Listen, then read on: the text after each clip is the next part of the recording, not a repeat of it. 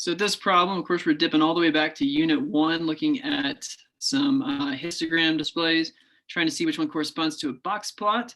Now, what I hope you notice is that there is going to be a left skew to this. And it looked like pretty much everyone did. In fact, all the answers were either A, B, or E. So no one thought C or D. That's good. You guys saw there was a left skew. So the question is, what does that left skew look like? And we have to remember that the box plot shows the middle 50% of the data. So we're going to have a lot of data stretched out over a pretty wide distance, going down to 10 up to 55.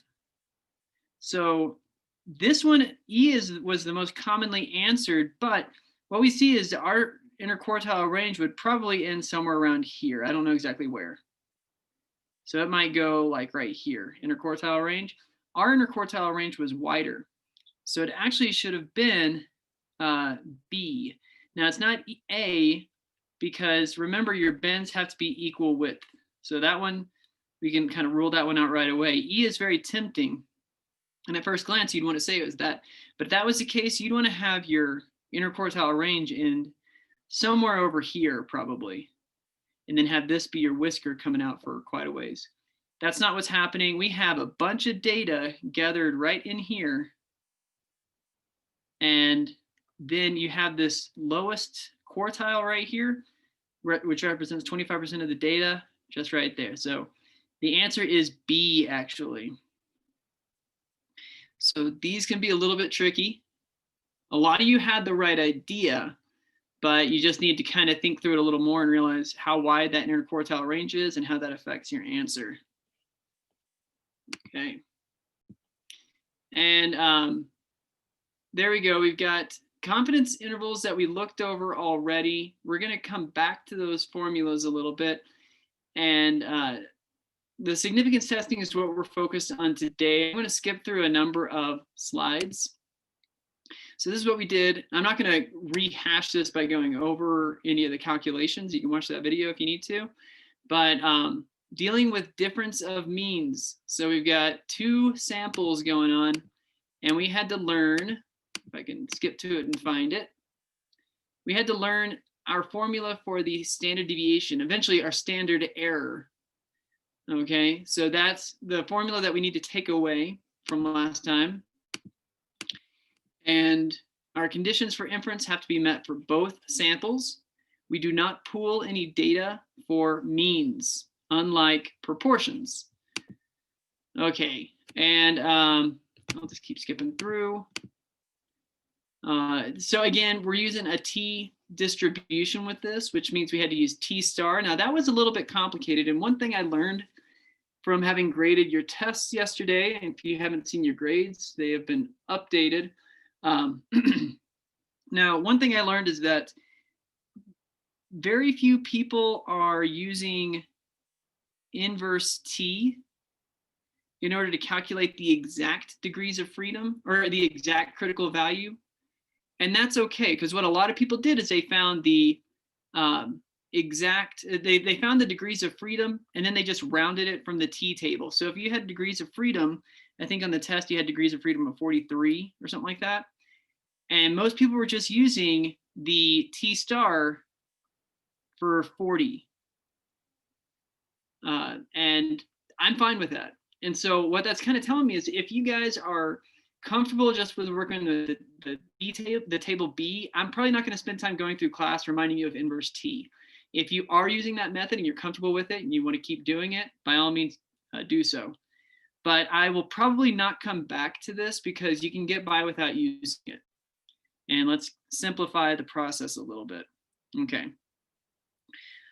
So let's look now at the new stuff. So our interpretation, blah, blah. Now here's where we are. All right. So let's just get started. According to a Stanford Business article, Americans may eat fewer calories at restaurants if the calories of the food items are labeled in the menu.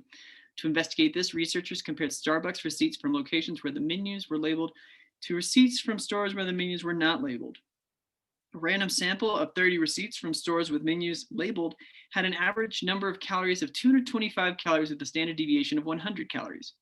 A random sample of 40 receipts from stores without menus labeled showed an average of 265 calories per receipt with a standard deviation of 75 calories. Does this provide convincing evidence that the average calories per receipt at Starbucks with a labeled menu is less than at a Starbucks without labeled menus? Okay, so we can see we've got two samples we're dealing with. And if we look at it, we can see that they're taking means. Okay, so this is telling us it's two samples, it's means. They want us to test a hypothesis that these two are equal or that maybe they're different, blah, blah, blah. So this is going to kind of lead us to our two sample T statistic, T test. Okay, so the first thing I might do before we even jump into anything is I might kind of identify what I'm going to call my first sample and my second sample, because that's going to determine my hypothesis in a second. And I'm just going to go in the order that they listed. So random sample of 30 receipts from stores with labeled menus. So number one is going to be labeled. 2 is going to be not labeled. Okay. And fun fact, you can actually spell labeled with 2 L's or 1, I believe. So there you go. So anyways, now we are going to go ahead and say, okay, so for the sample size of our first, it was 30. Now I'm going to lose all this writing in a second when I go to another page. Maybe not. Maybe I might be able to keep it. 225 is the sample mean. So I'll just put X bar sub 1 is 225. And the standard deviation here, 100, which is going to be S1 is 100. So not labeled, we had 40 in the sample size. Then we had a sample mean. Where is it? 265. So X bar sub 2 is 265. And my sample size or sample standard deviation is 75. All right, so parameter. We are trying to estimate the true difference. Mu sub 1 minus mu sub 2, which is going to be the true difference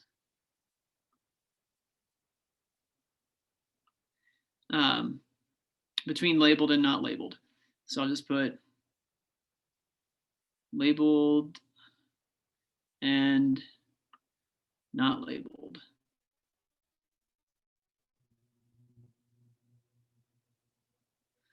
Okay, so the statistic that we're using to estimate this and that we're going to be comparing the null to, rather, is X bar sub 1 minus X bar sub 2. Now we happen to have those numbers. X bar sub 1 is 225. As I'm going through, I highly encourage you guys to be kind of copying this down. And I'm going to be talking through the steps, of course, the entire way. So, of course, that's negative 40 when we do the math. All right, that's the statistic that we're actually going to be comparing to the null to see if it's unusual and if it's statistically significant. Our hypothesis, the null hypothesis is that there's no change, that mu sub 1 minus mu sub 2 is going to be 0. There's no difference between the two populations, whether it's labeled or not labeled. Now, our alternative hypothesis is that this difference is going to be somehow different from 0. And we need to determine greater than, less than, or equal to. And if our sample 1 is, we're testing, now this is where we need to go back. We're testing that it's less than, that having a labeled menu makes people order less calories than a labeled menu. So if 1 represents our labeled, should we expect this mean to be lower, higher, or just not equal to?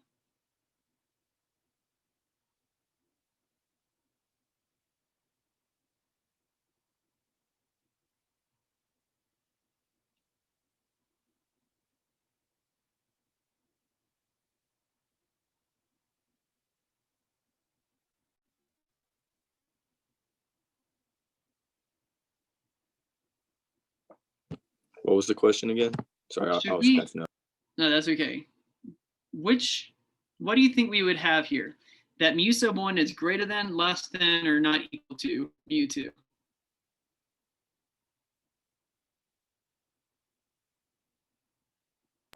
Less than. Less than.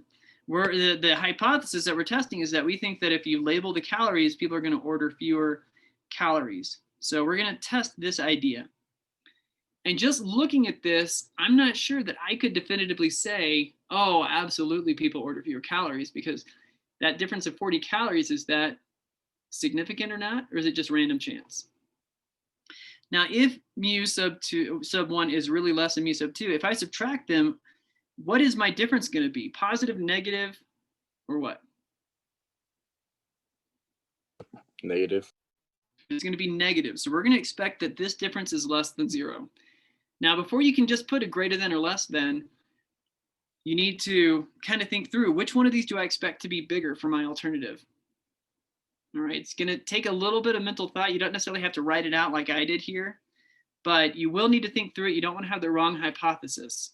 Later, we're going to be looking at some technology in order to figure out degrees of freedom, and we need to know if it's greater than, less than, or equal to.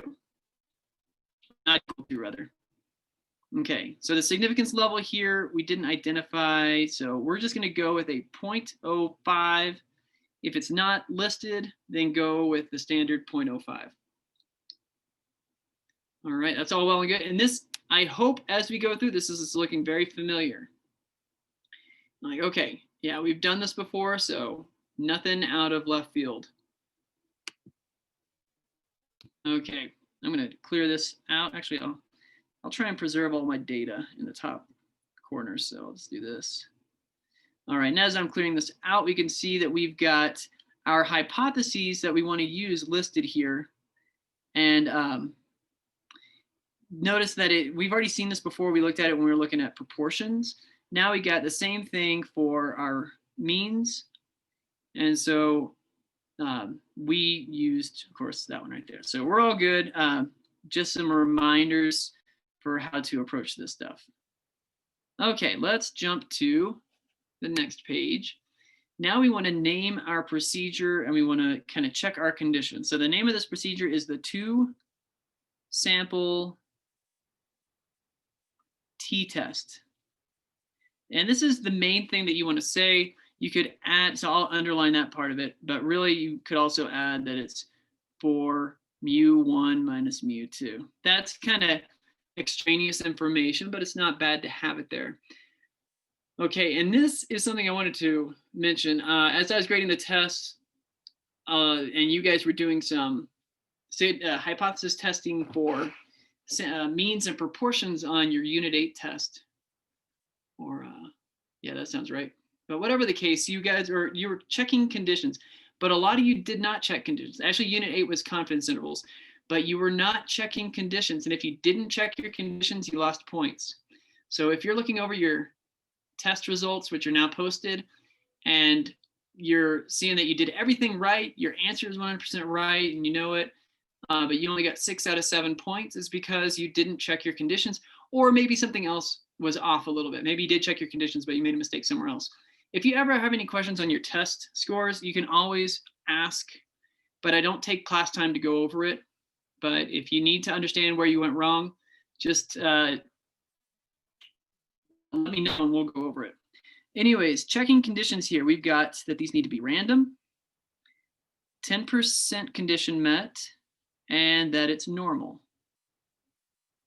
Now I need to check this for, I'll just put mu sub 1 and mu 2. Okay, so for are they, and it's really our samples, but I'm just labeling it that way. So random and random, we're good on both. 10%, 30 receipts and 40 receipts safely are less than 10% of the entire population. And normal, okay, so this is where we need to kind of think through it. Because these are means, we can't use large counts. So if you're trying to use large counts, it won't work. That only works with proportions. So now I need to check, first of all, is the population approximately normal? We don't know. I could maybe imagine that it is, but maybe not, because you have a lower bound on calories, but no upper bound So maybe the population isn't approximately normal, but luckily the central limit theorem comes to the rescue and it says as long as you have at least 30, then you're good. And we've got that right here. So n is greater than or equal to 30 for both of these. So we're good. You need to check that somehow. Now, honestly, what I'm doing right here is not sufficient. Just putting check marks really isn't sufficient work. So you might want to, do something like this. N is greater than or equal to 30, n is greater than or equal to 30. And you could even say something like this, that 30 is less than or equal to 1/10 of the population, and capital N represents your population. That's 30, sorry. 40 is less than or equal to 1/10 of your population here. And, that's just showing that you're checking this adequately. And then you could put something like random sample. All right, and then you have the same thing here. So if you kind of added a little bit of extra work to show where you're getting your checks from, then that's good. All right, moving forward. Now we jump into what is probably most people would say is the meat of the problem, the most difficult part of this. All right, trying to keep my data so I don't have to rewrite it. The erasing is taking just as long as rewriting the data would. Okay, so remember that anytime you're doing any kind of hypothesis testing, you have a null and an alternative. As long as you know that, then your general formula is the stat minus the parameter divided by the standard error. And we know that our mean here is basically the null hypothesis, which is mu sub 1 minus mu sub 2 is equal to 0. We're going to use this 0 as our null hypothesis, as our mean that we're testing against for our sampling distribution. Now, the standard deviation, we learned this formula, and now we're going to bring it back out, is going to be the S sub 1 squared over N sub 1 plus, and this is a sample standard deviation for 2 squared divided by the sample size of 2. All right, so that's where we are with standard deviation. Now I can create my specific formula, the stat, and we already found our stat before. It's x bar sub 1 minus x bar sub 2, which was negative 40. All right, we'll worry about the number in a second, but my specific formula here is going to be x bar sub 1 minus x bar sub 2 minus, that's my stat. Now I need to plug in the parameter. The parameter is right here. Mu sub 1 minus mu sub 2 divided by, now it's divided by the standard error, or in this, which is basically our standard deviation. So that will be square root of sample standard deviation of 1 squared divided by the sample size of 1 plus the sample standard deviation of 2 squared divided by the sample size of 2. So what I hope you're noticing every single time as we go through this, and it's just getting reinforced, is that I am starting with the same formula for all hypothesis tests, and I'm just plugging in new parameters, new standard deviations, new parameter stats, and all that fun stuff. So that's going to change for each problem, but we always start off with the same thing for every hypothesis test. Same thing for confidence intervals. We just have a different formula. Okay, so now the work. I will actually plug in my numbers here. I know that my stat is negative 40. I already calculated it. The null hypothesis is 0. So really this just cancels out. So it's just going to be negative 40 over the square root of S sub 1 is 100. It's going to be squared divided by the sample size of 1 is N sub 1 is 30 plus sample size, or sample standard deviation of 2 is 75 squared divided by the sample size of 2, which is 40. I've got those numbers in the top right and top left of the page, in case you're wondering where I'm getting those from. All right, so now I can actually do some calculations. I'll leave the negative 40 and just calculate the standard error first of all.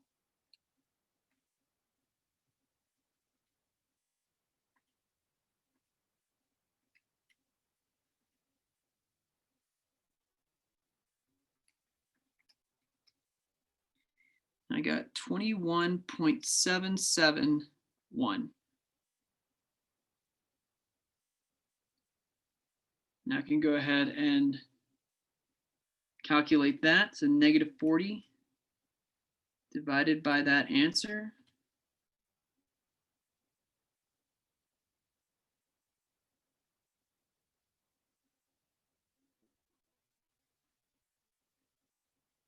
Okay, negative 1.837. I'll pause right there while you guys are finishing up. If you have any questions, you can ask.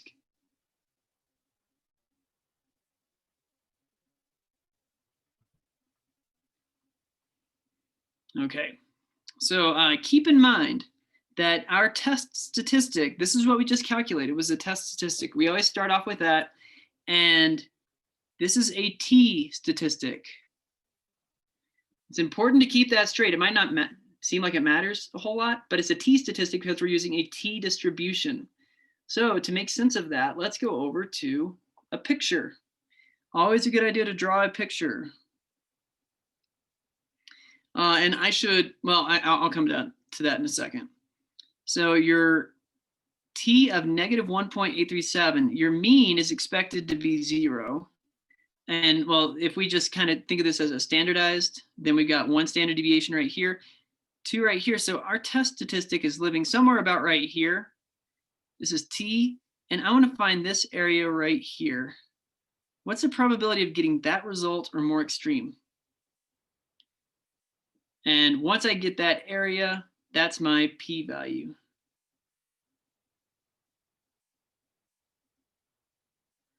Okay. So hopefully that is coming through and it's all well and good. Now, before we can actually just calculate this, it'd be lovely to just plug this into a normal CDF calculation, have a lower and upper bound, and then call it good. But that's not how it works, because this is not a Z distribution or a normal distribution. This is a T distribution. And the difference here, remember, is that if your normal distribution looks like this, your T distribution has fatter tails. All right, so that means for an equivalent test statistic, there's going to be higher probability on a T statistic, on a T distribution, than there is for a Z distribution. So this area right here is that's your p-value for a Z distribution, but because it's T, you have a higher probability. There's more area underneath the tail. And that's because we have 2 unknowns. We've got sample. Actually, we've got even more than that here. We've got, but basically we've got our sample standard deviation and sample mean are both estimates. So that adds extra uncertainty. So just to go back a little bit and remind you. Now, in order to get our p-value, we need to get our degrees of freedom. And this is where we're going to get it from technology. We have 2 ways of getting it. Remember, the simplest way of doing this is by finding, I've got 2 sample sizes, 30 and 40. If I take the smaller one and get the degrees of freedom of that, that's going to lead to degrees of freedom of 29. All right, so I could use that. And we're going to see at the end that it doesn't make a big difference if you choose to use that. So that is a simple, straightforward way. You can do it without a calculator. If that is your choice to simplify the work, by all means, do that. You can take the smaller sample size and get the degrees of freedom of that one and use that. Now we can be more specific and we can raise the degrees of freedom. And the way we can do that is, remember, we're using a 2 sample T interval on Tuesday. Now we're going to do a 2 sample T test. So if you hit stat and go to the right over to tests, you're going to see option 4 is a 2 sample T test.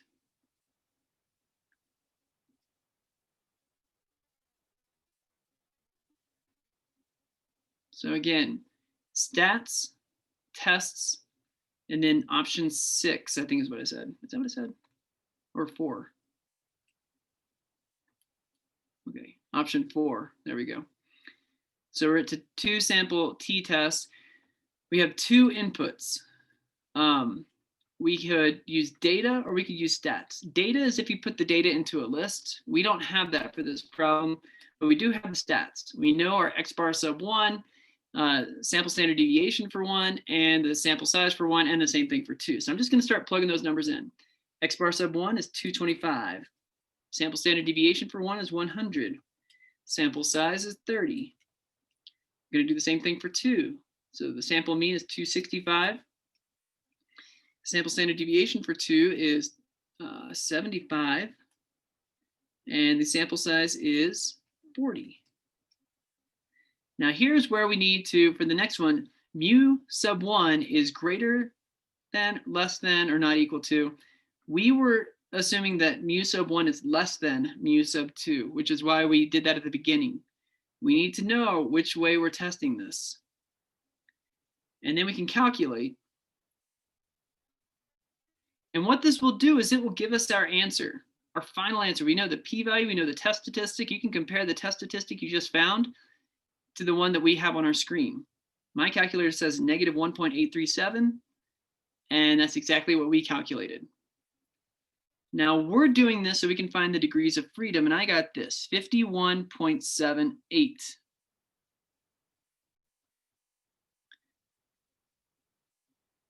So this looks like a pretty big difference, going from 29 degrees of freedom to more precise degrees of freedom of 51.78. We're going to see how big of a difference this really makes.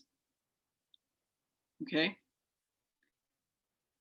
So we have to know the degrees of freedom because that's going to determine the shape of our t distribution. So as your degrees of freedom go up, your t distribution might start off looking like this, but then your degrees of freedom goes up and it goes up even more. That's an exaggeration, but that last one is an extreme exaggeration, but you can see that it looks more and more like the normal distribution the higher your degrees of freedom are. And the consequence of this, I'm going to go into some conceptual discussion real quick. If you've got a low degrees of freedom, then, and you've got this as your test statistic, and I've got this much under the curve, right? That's all hopefully well understood. Let's say this is a certain number of degrees of freedom, but then I change it to a higher degrees of freedom. So now this dashed distribution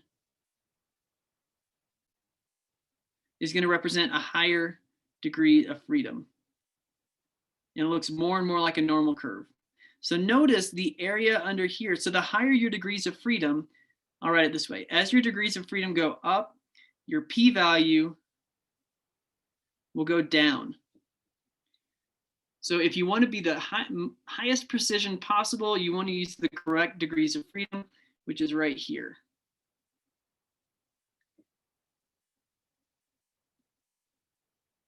Okay, but again, we're going to see how big of a difference this really is, going from 29 to basically 52. I'm going to pause right there. Are there any questions on this?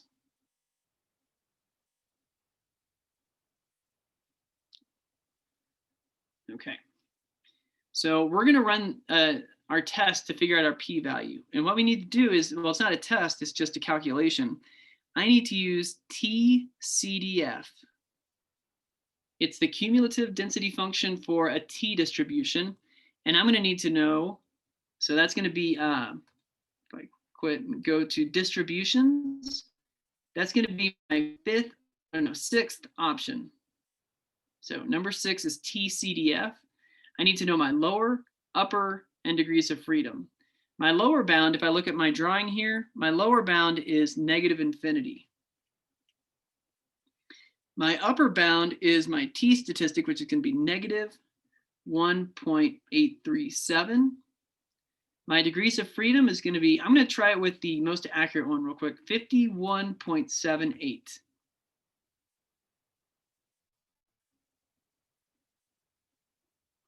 Okay, and when I did that, I got a p-value of 0.036.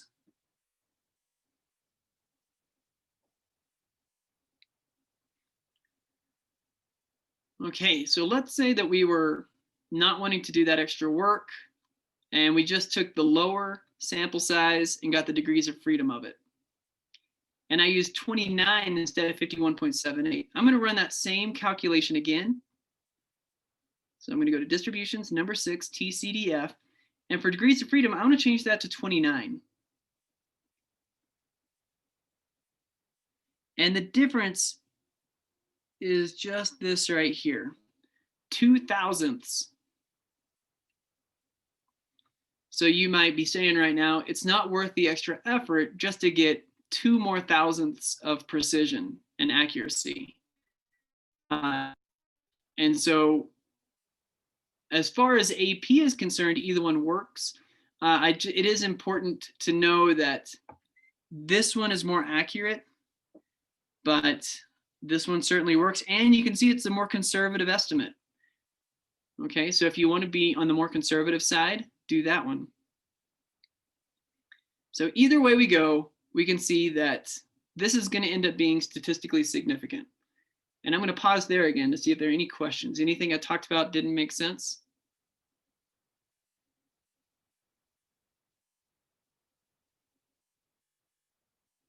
Okay. If there are questions, you can just kind of flag those for now, and then we can come back to it. So the last, well, now I'll clear the screen. And we can see this is what we just used as our statistic, or as our calculation to get our test statistic, T. And then we will use that last part, TCDF, to figure out the p-value. All right. So now we can conclude. And I'll just remind you the p-value was 0.036. All right, because the p-value was less than the significance level, and I'll put the numbers here now, so 0.036 was less than 0.05, we reject the null hypothesis.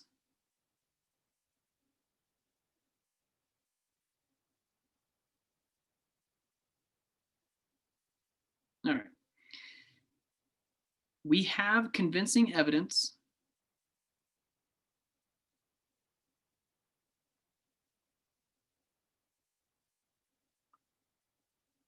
that, and here's where I just want to come up to the question stem, that, I'm just going to copy that, the average calories per receipt at Starbucks with, I'm getting really lazy with my abbreviations here, with a labeled menu is less than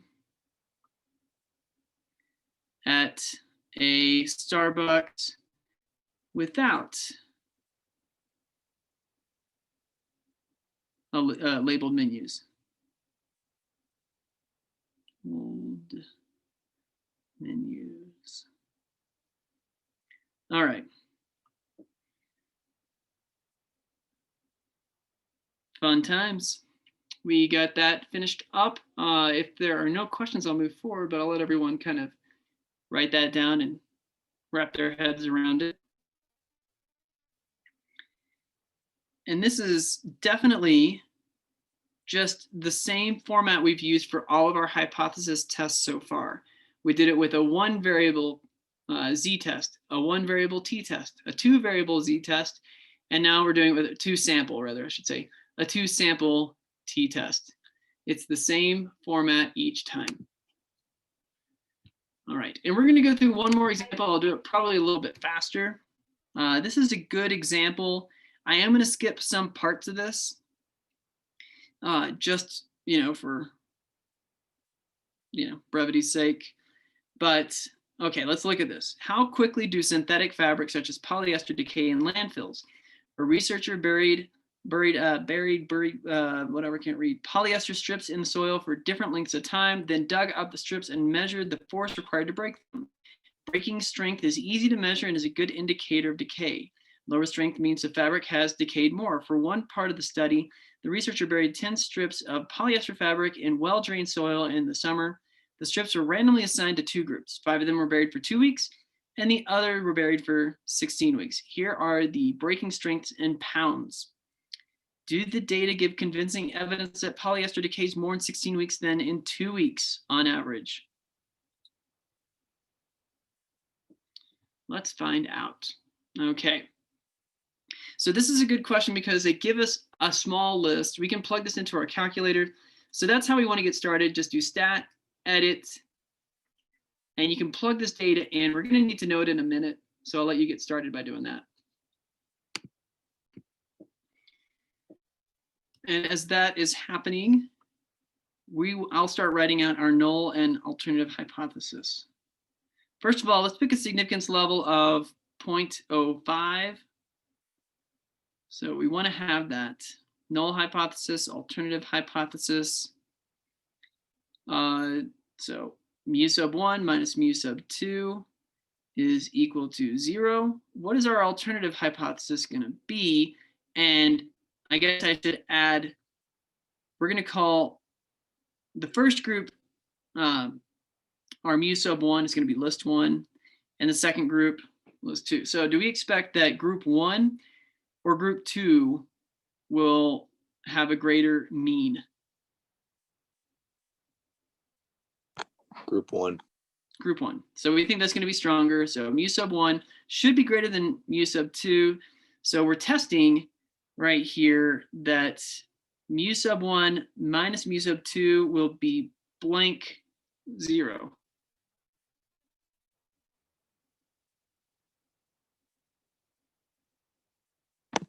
Greater than 0.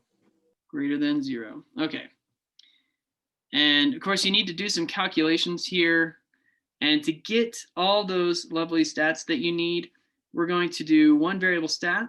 There are different ways of getting it, but if we just do our one variable stats, that's stat over to calc, the very first option, you can do that for list 1. I'll just kind of find a spot right here. X bar sub 1, sub 1, n sub 1. What do you use as your frequency list?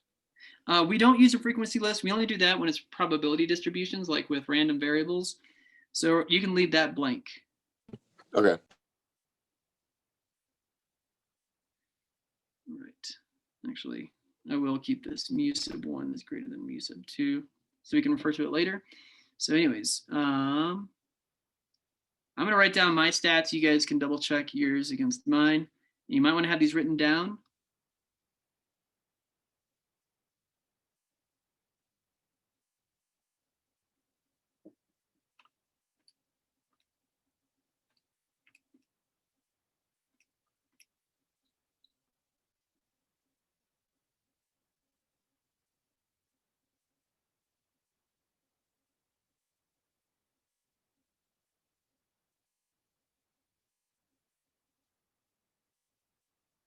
All right. So we'll come back to these. All right. Now, the next thing that we should do, we might want to label that this is a 2-sample t-test. And we want to check our assumptions. So I'll just do this somewhat quickly.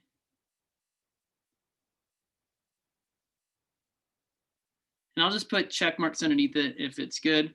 So are these random? Let's see. I don't see the word random. I think it's, randomly assigned. Oops. So randomly assigned, is it random? Yes, we can say that. 10%, I think it's also, remember 10% or independent. Certainly 5 strips is less than all the possible polyester in the world, but they're also, we could assume, independent of each other. So that's going to be true for both samples. And then normal. Now, obviously, both of these are less than 30. So we didn't meet this condition. So now we have to assume that the population is approximately normally distributed. We don't have enough data to say that, but we can just use it kind of mental exercise. We can kind of figure out, would you think that polyester is going to break about the same strength each time? I think it's fair to assume that. Now, there's no way of just like putting a check mark and making that okay.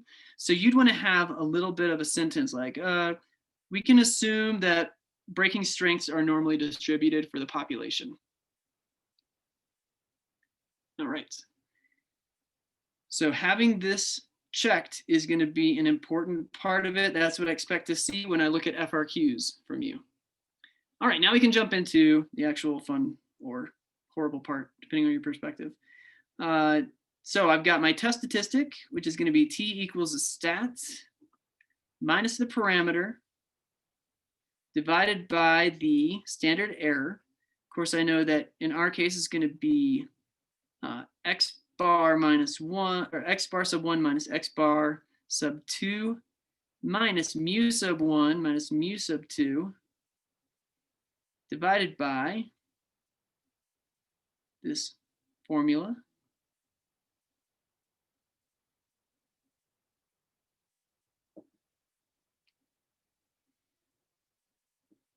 This is another thing I'll expect to see. I want to see the generic and specific formula. It might seem like it's extra work and kind of annoying, but this is how you really get the idea into your own head and, you know, just internalize it and get a lot of fluency with it.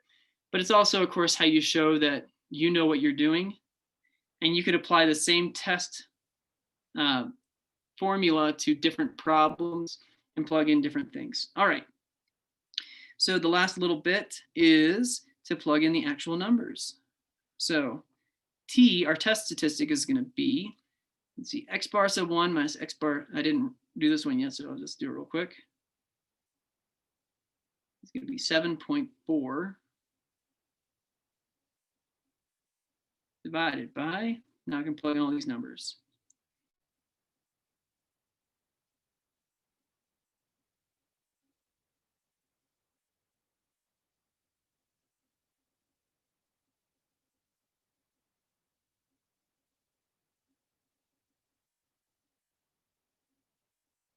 All right, I'll go ahead and just do the calculations real quick, come up with the test statistic. You guys can do the same thing and double check your work.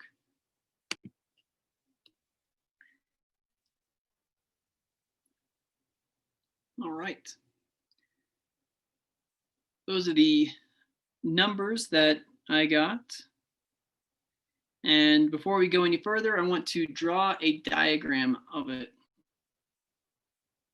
So my assumption here is that there's no difference. That's my mean, that's the null hypothesis. So one standard deviation or standard error away would put me about right here. And my test statistic is pretty much right at that same spot. That's where T is. I'm looking for the probability of ending up at that value or more extreme. All right. Now, this is a T distribution. I've got to do a T-CDF calculation. I want to figure out my degrees of freedom. I could use 4 for my degrees of freedom, because again, we just take either one of my sample sizes, in this case it's the same, so it doesn't matter which, and the degrees of freedom should be 4. We could do a little better than that, and maybe we can compare to see how big of a difference it makes. But I'm going to do stat tests, and then number 4 is a 2-sample t-test to get the exact degrees of freedom. So for the data, actually, I'm going to see if there's a faster way of doing this. No, it doesn't. Okay. I was hoping there was a faster way of doing it, and maybe there is. I just don't know it. Okay. So anyways, going to number 4.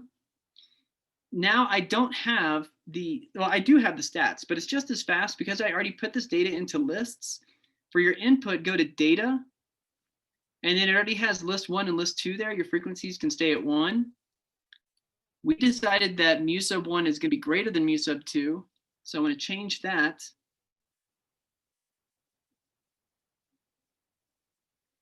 And I got degrees of freedom of 4.651.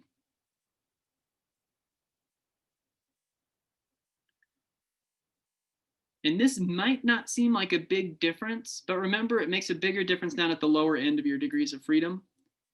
So we'll see how big of an effect this has. So I'm going to do TCDF using these numbers. Again, if you're just using 4 and you are ignoring how we did the degrees of freedom to get it more exact, that's fine. Don't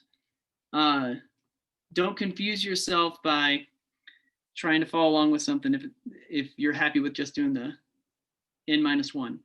Okay, so I'm going to go from 0.989 up to positive infinity, and I'm going to use 4.651 as my degrees of freedom.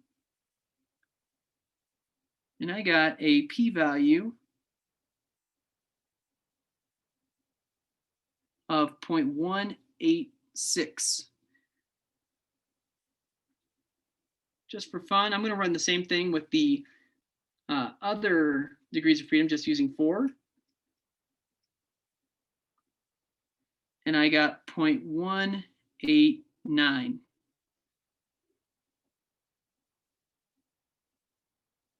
Not a huge difference, no matter which degrees of freedom you use.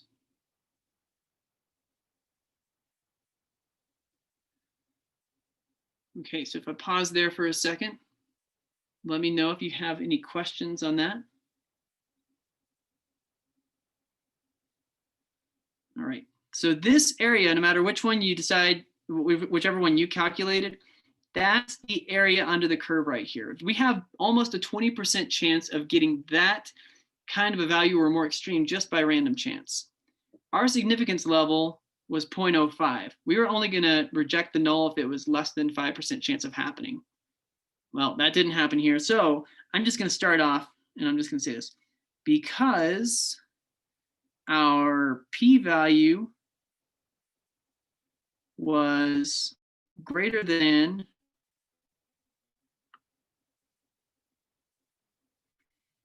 the significance level,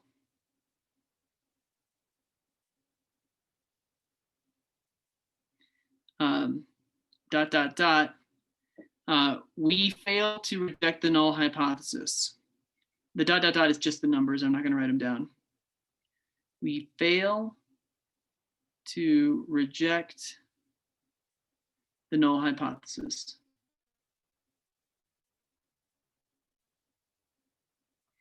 Okay. We do not have convincing evidence that polyester decays more in 16 weeks than in 2 weeks. I'm just stealing that language straight from the question itself.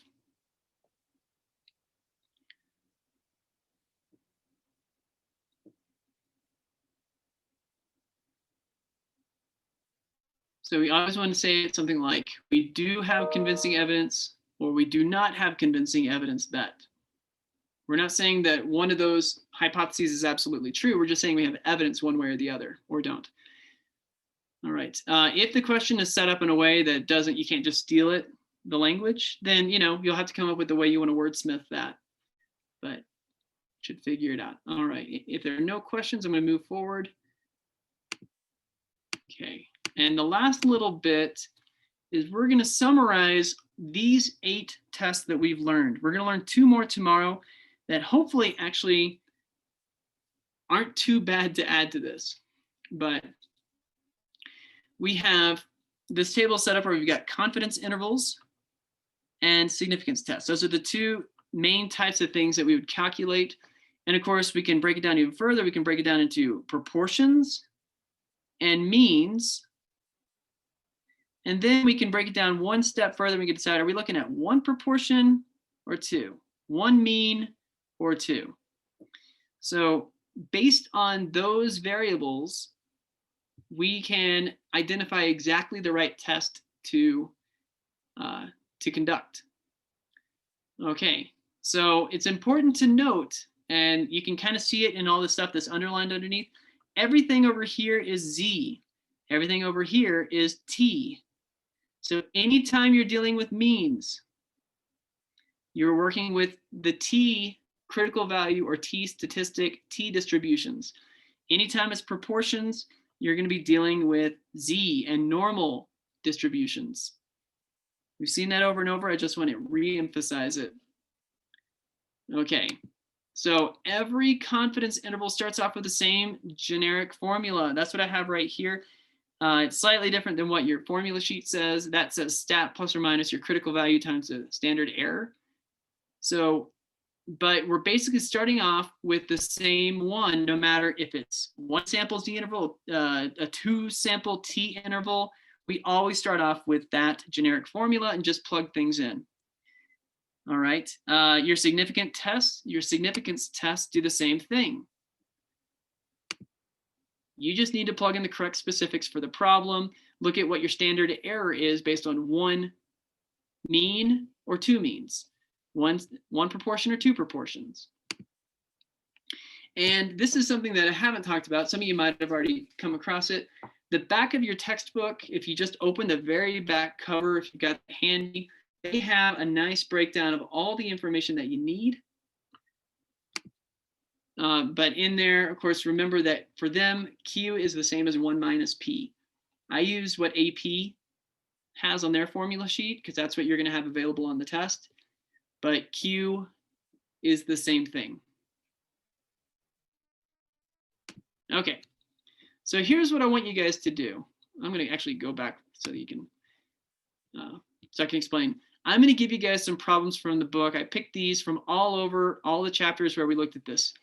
I want you to read through it, and on the table, I want you to circle which test is the appropriate one to conduct for that particular problem. You need to read through it, and we'll talk about it from time to time. Okay. So there we go. When we're looking at this, that is good. You can approach this all kinds of different ways.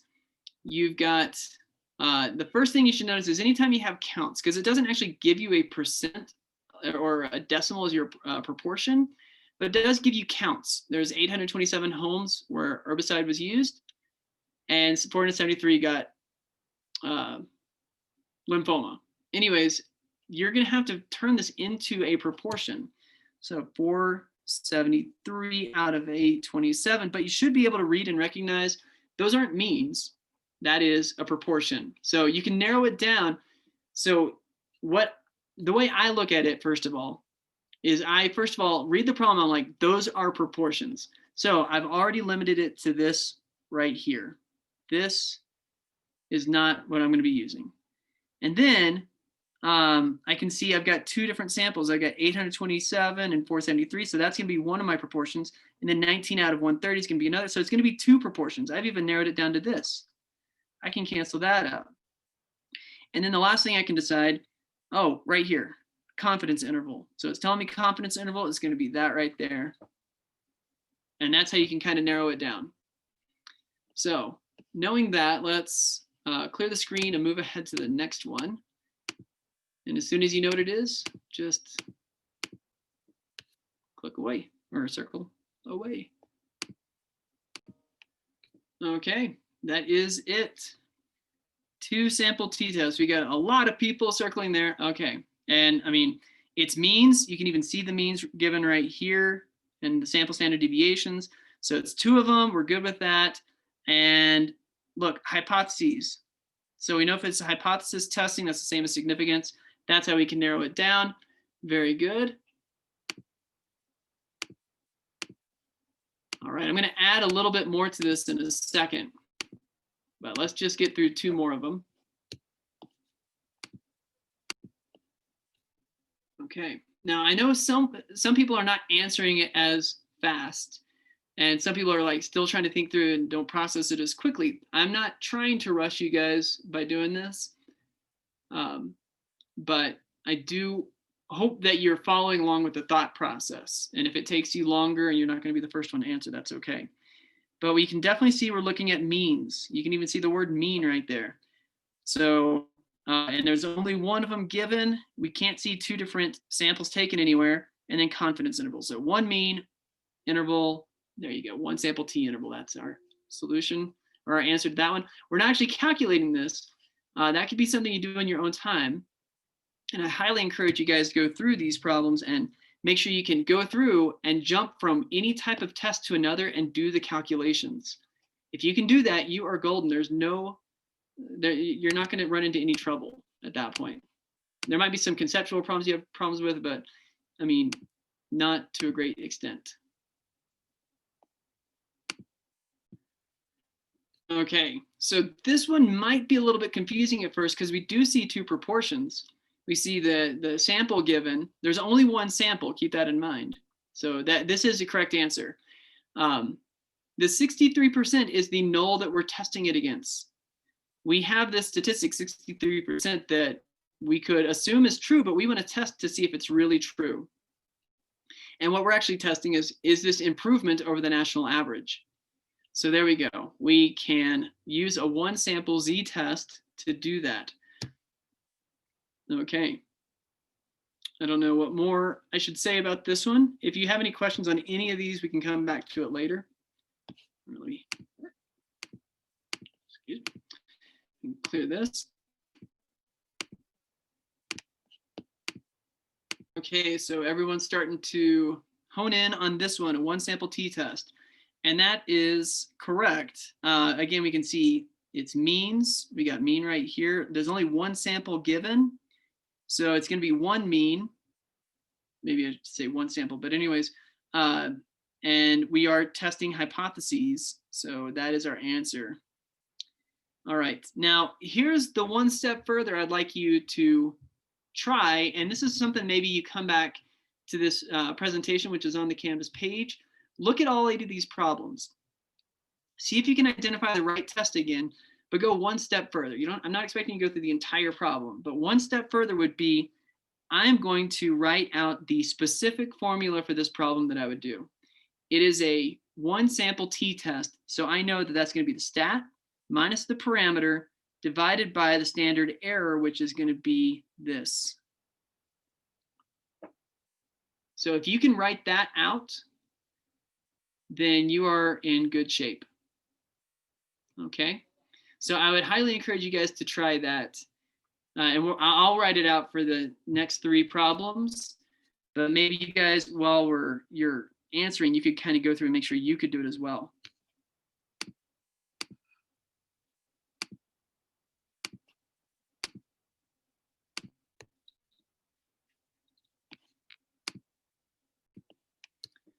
Okay. We've got some circles here showing that this is a one sample z interval. That is correct. We can see right here, it's a confidence interval. There's definitely proportions and there's only one of them given. So that's how you can narrow that down pretty quickly. And now the next step would say, well, instead of just my stat plus or minus the critical value times the standard error, I want to go ahead and plug in the specifics for this. That's going to be p hat plus or minus my critical value is going to be a z star, and my standard error for something like this is going to be it's a standard square root of p hat times 1 minus p hat all over n. Again, just go that one step further, write out the correct specific formula for this test. And then you can worry about it. If you want to go beyond it, you can actually do the calculations from there.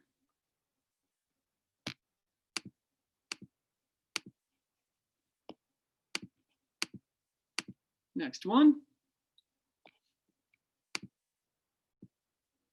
Okay, we've identified it. It's a confidence interval with 2 means, so 2 sample t interval. One thing to say is that all these are called one sample or 2 sample. It doesn't specify means or proportions. So the way you specify that is if it's a z, that means it's proportions. If it's a t, that means it's means. But you can't just say, you have to be able to understand that part of it. So a 2 sample t interval, it'd be my stat, which is going to be x bar sub 1 minus x bar sub 2, plus or minus my margin of error, which is going to be my critical value t star, times the square root of my standard error is going to be standard sample standard deviations of 1 squared over the sample size of 1 plus sample standard deviation of 2 squared divided by the sample size of 2.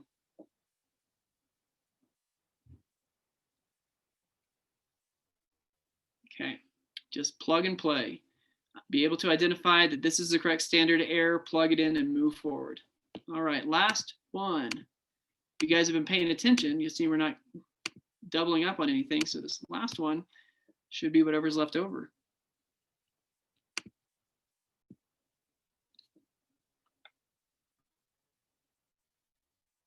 All right. Moving forward with this one, this is correct. There you go. It is a 2-sample z-test. We got sample 1 taken in 2004, sample 2 taken in 2006. We're going to compare this proportion to this one and see if there's really a difference between this. Maybe your statistical intuition would tell you that that looks like it's going to be statistically significant. But I'm not going to run through the whole thing. What I can do is just p hat sub 1 minus p hat sub 2 minus p sub 1 minus p sub 2 divided by, and this is worth going over to remind you that for something like this, when it's 2-sample z-test, we are using a pooled proportion. So it's p hat sub c times 1 minus p hat sub c all over n sub 1 plus p hat sub c times 1 minus p hat sub c all over n sub 2, where p hat sub c is going to be your count for 1 plus your count for 2 divided by your sample size for 1 plus your sample size for 2. You have to remember that. Okay. If you can run through all that, I mean, hopefully this is helping to clarify and just put everything kind of organized more in your brain rather than like, oh, it's another formula. Where does this fit in? So hopefully this helps organize it a little bit and helps you realize how to apply all this stuff. All right. So having said that, that's the end for today. This has not changed since Tuesday. This is the same Tuesday homework, but now we've covered everything, so you should be able to do this. We're going to cover all of chapter 25 tomorrow. So if you have any questions on anything we've talked about today or homework or whatever, you can stick around. Otherwise, that's all we're doing for today, and I'll see you tomorrow.